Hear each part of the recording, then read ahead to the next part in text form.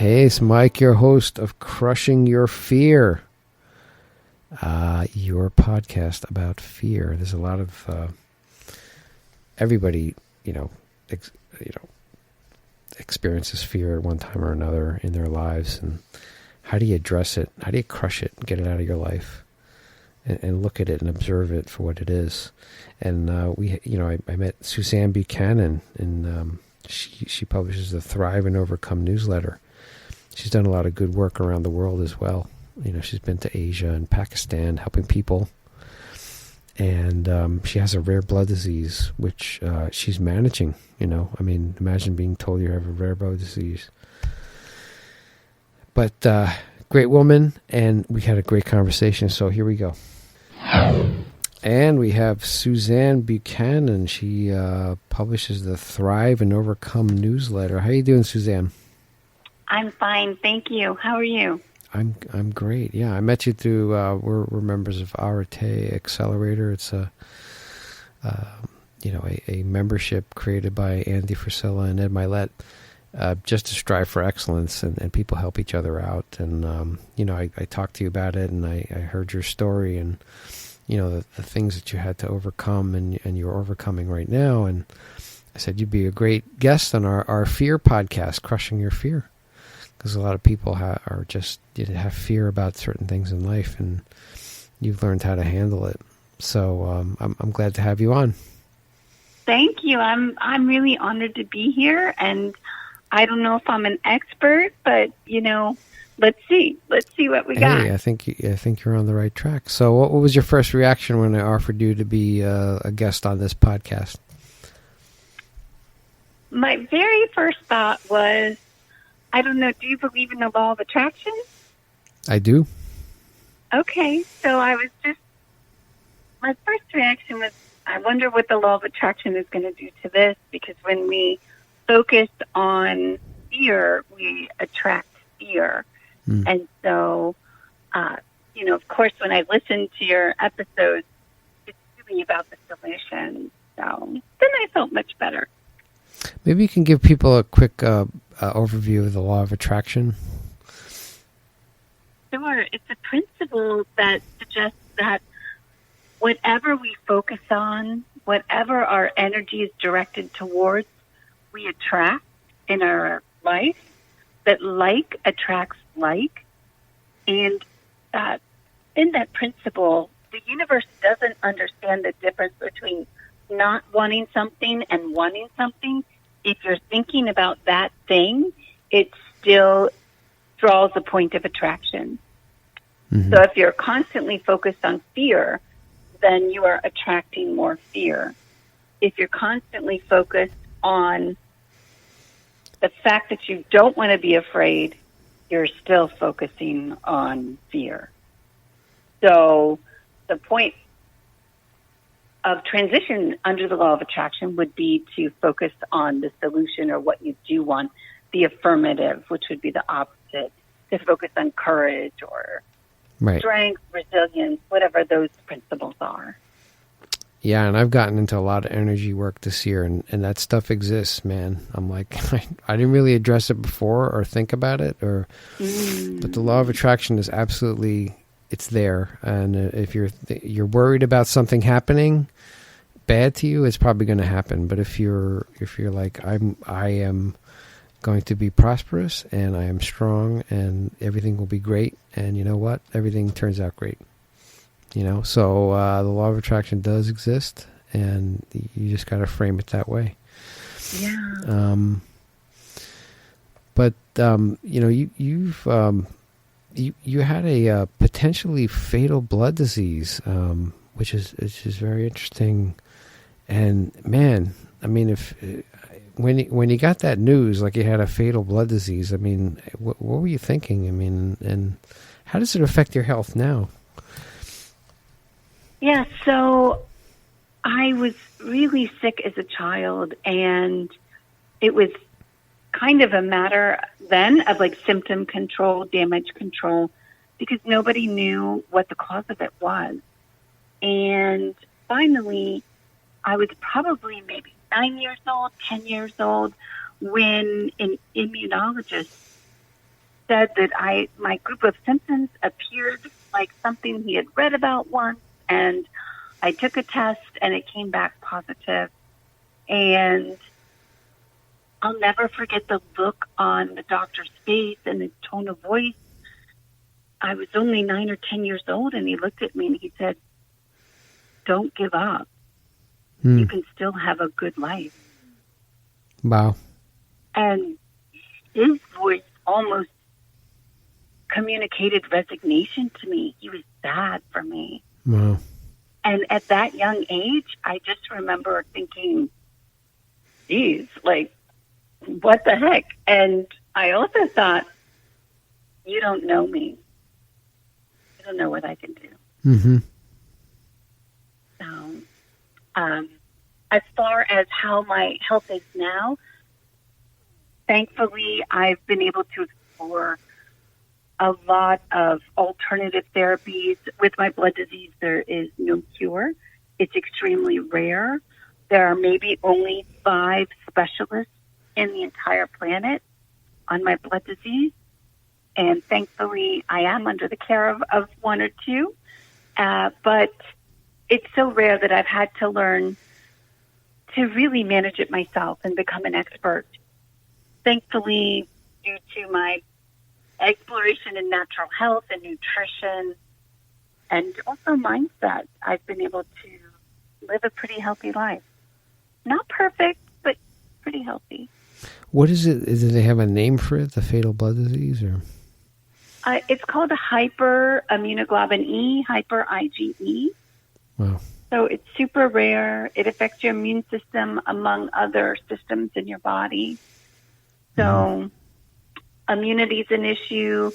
Bone and joint health is an issue for me. It causes multiple other chronic health conditions. So in response, I've had to kind of become a specialist.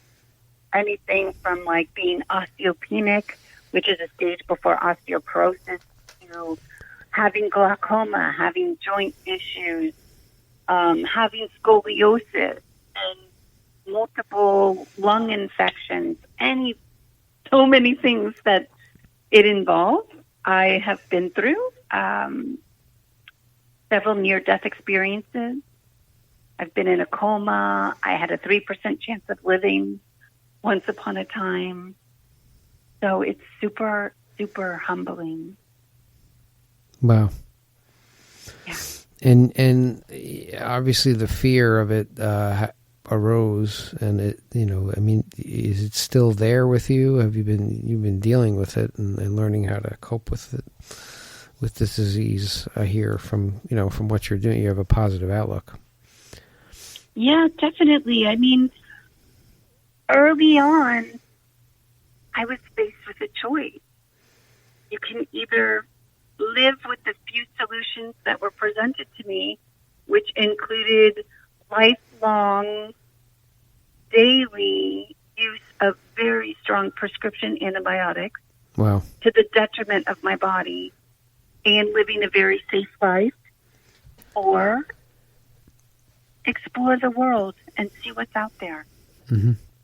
And it really makes you question your faith not in a religious sense, but in life and in purpose, in your, why are you here? Those kinds of questions. Right. Was I put here to be sick? Was I brought here to suffer? And my answer was no. Mm-hmm. No, I came here to thrive. So I got to work and started learning everything I could about natural health, about nutrition, about how my body reacted, how to test the boundaries, how to learn about myself. And to the point where now I want to help others. Right. So you took a negative thing and you transformed it into a positive thing, right? You worked on it. You're like, look, I'm not going to take all these antibiotics. It's crazy. I'm just going to figure this out. And you went the nutrition route. And I did.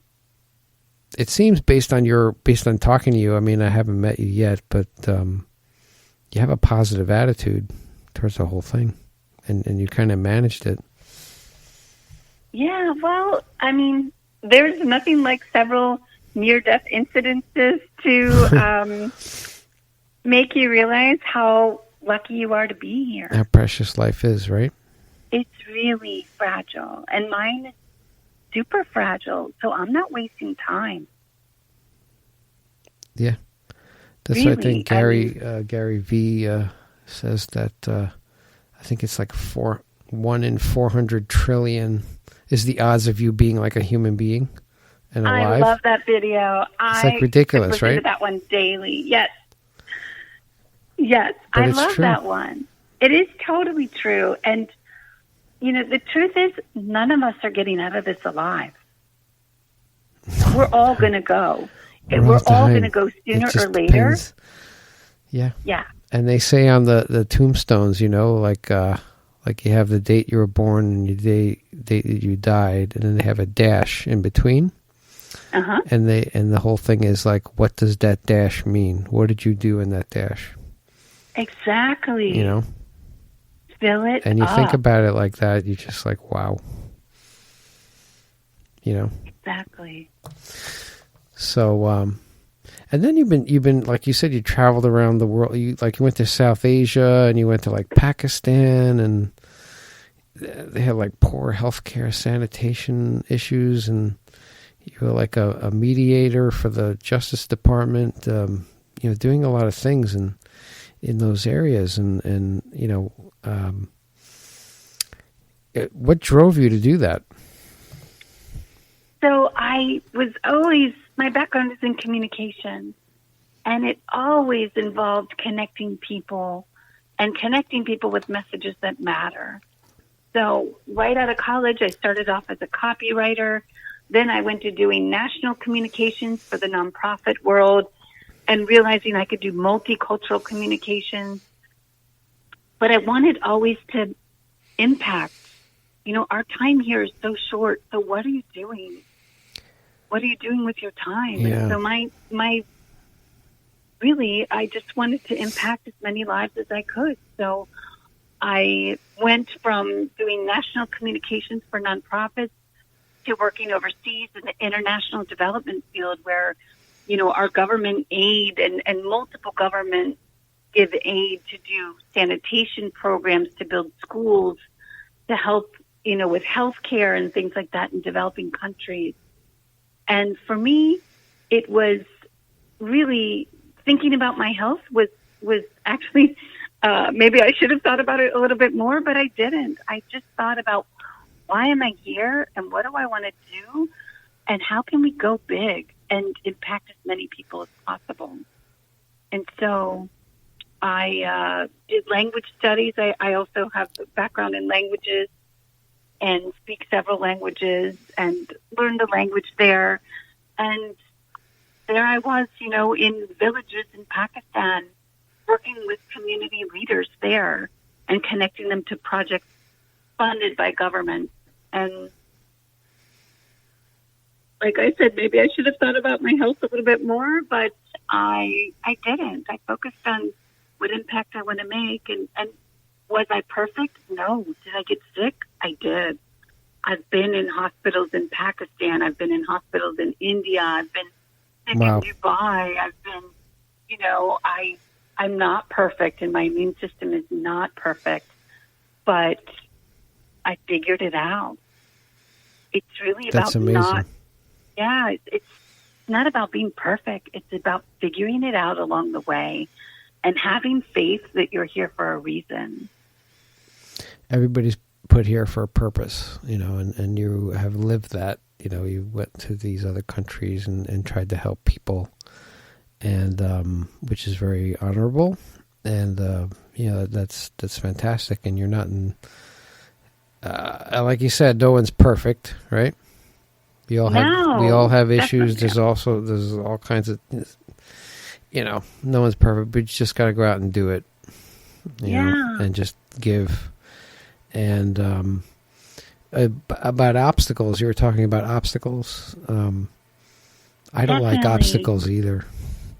Yeah, I mean, that's I view my health as, okay, it's a problem. We got to figure this out. It's not, I don't see boundaries as much as I see opportunities to problem solve.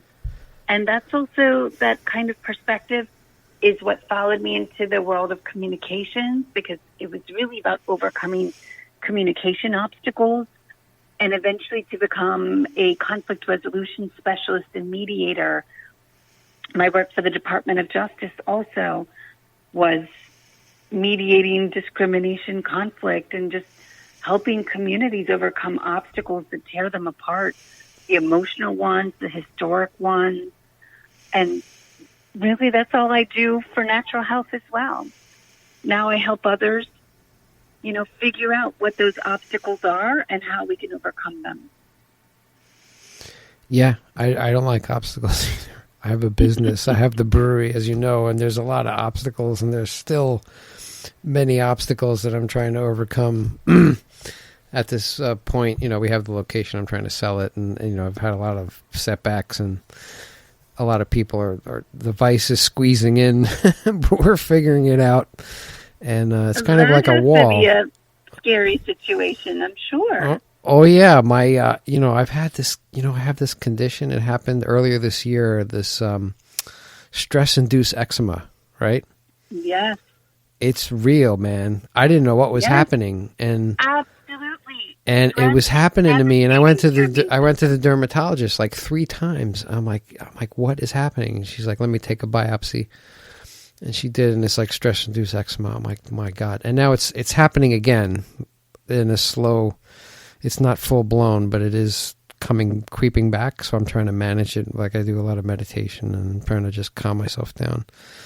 And it'll go away again, but it'll go away. But I'm going through a lot of stuff right now. But anyway, obstacles, like they're kind of walls, and you have to figure out what you're going to do with this wall. Are you going to go around the wall? Or are you going to scale the wall and go over it? Or are you going to tunnel under it? Or are you just going to blast through it? That's it. And really, that's all life is for that. And that's how we grow, right? We just have to figure it out. You have to figure it out. You can't run the other way. And it could be just so easy to just say, throw up my hands. I got to go. Whoops. Yeah, people do run the other way, and then they usually find the same obstacle happens again. They do. They just have to manage it. And it's just it's a way to grow. Yeah, definitely. And it's funny, like you mentioned the eczema. Eczema is a really generic diagnosis that basically says there's something wrong with your body. It's stressing your immune system, and your body's freaking out, and it's giving you a rash. And that's all eczema means. It is. So, it's bad. I got to talk to you after about this. So maybe some things I could take or something. Definitely, because it is an immune issue, and that's one of my specialties. So I got to talk to you after this. Yeah, but will do. And now, you think there's something in you that makes you able to face your fears better than others? What do you think? I've had people tell me that I'm really brave, and I just look at them like, you are crazy, because I think I'm just as fearful as everyone else. I just am stubborn, and I refuse to not live the life that's in my heart, that's in my vision. And for me, I have a greater fear of not living up to my potential, of not giving back and not showing the gratitude for this life. For me, that's a bigger fear, is to come to the end and know there's so much more I could have done, but I chickened out. I sold out, and I played it small. Oh, yeah. I'm a big 10X guy. I don't know if you are or not, but I like to multiply things by 10. People think I'm crazy. Or they start laughing like, hey, here's Mr. 10X. I'm like, that's the only way to live, man. You got to just keep... Whatever you think it's going to take, multiply it by 10, and that's more realistic, Or if you're going to... As long as you're not multiplying fear by 10, we're good. Oh, of course, yes. Not fear, but accomplishments and things that you want. Yeah. And, effort to do something, or, like standing up and saying no, I'm not going to let this collapse, or I'm not going to let people bully me around, right? That's what causes a lot of fear. I've been bullied as a child, and that sucked. But as I get older, I'm like, you know what? No more. Thank you. You got issues. Go get some help. This is what I'm doing, and if you don't like it, there's the door. Don't let it hit you on the butt on the way out. Or this is my bus, and I'm driving the bus, and if you want to get on, we're going this way. If you don't want to get on, thanks. Take care. It's Definitely. Just not letting people, kind of rule your life, or also the opinions of others. And this is a big thing too. Gary Vee, I keep talking about him, but he's like, what the biggest issue with people is they try to, please others, or, I need this big house because it'll impress them. It's like, who cares? They don't care. They have their own, right. They really don't care. They have their own issues, and they don't care what you do, And even if they do care, it doesn't matter, because it's them and not you. You have to focus on what is the best for you, and, focus on yourself and develop your own. When you were talking about bullying, I remember when I was little, there was a bully in school that absolutely terrorized everyone. And it was a girl, and she was the worst bully in our school. And I'll never forget, I was like one of her favorite targets because we were in the same grade. And at one point, she just held up her fist to my face, and I looked at her and I said, "Get it over with." And she looked at me, and she said, "What?" She said, "Are you crazy?" I said, "Get it over with." And from that point on, she never messed with me. Oh, yeah. And then later, when we became seniors in high school, she had gotten into drugs, and she got pregnant and dropped out of school. And the teachers and counselors were trying to reach her. And she said, "Send Suzanne. She's the only one I'll talk to." Wow. Yeah. That's amazing. And it was such a 180. And evidently she said, I did. They let me go out of school and go to her house and try to work with her. And, I said, "Why me?" And she said, "I watched you from that day till now." And she said, "And you're different, and you get it." And I was kind of honored. It was really sweet. So, yeah. Wow, that's amazing. Yeah, I was super honored for that. You're helping a lot of people. I hope so, but I want to help more. And, I've figured out so many amazing things. If people haven't checked out your beer podcast, we were talking about the nutrients in beer, and there's just such a knowledge bank I have that I really want to share it with others. So that's why I started helping others who are having serious health conditions or chronic illness kind of navigate their way through, because it's not easy and it can be scary. Yeah, absolutely. And you mentioned the beer podcast. I might as well plug it here. Craft Beer Storm on iTunes. We got Suzanne on there too, because she was talking about the nutrients in beer. I'm like, this is awesome. I got to get you on. So then we'll talk about beer, and then we'll talk about fear. And here we go. That's funny. They rhyme. But maybe getting back to the law of attraction, the faiths and beliefs, fears, insecurity. What do you think about? What do Beth think about that? Well, just that when you're faced with something that's really scary, you have to kind of go back to the basics and reevaluate what your basic beliefs are, your faith. Why are you here? There's that phrase, I don't know who said it, but, I didn't come this far to fail. Mm-hmm. And what is your belief, your fundamental belief about why you're here?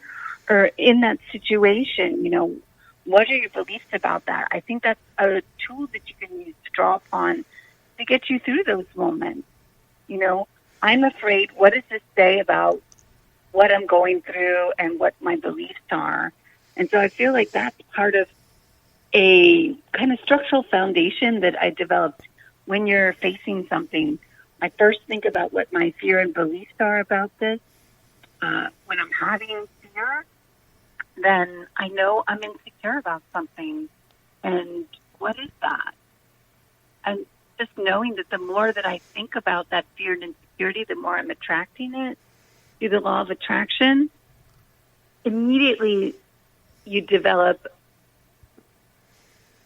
the kind of intellectual ability to make a pivot and say, oh, I'm focusing on fear. That's going to attract fear.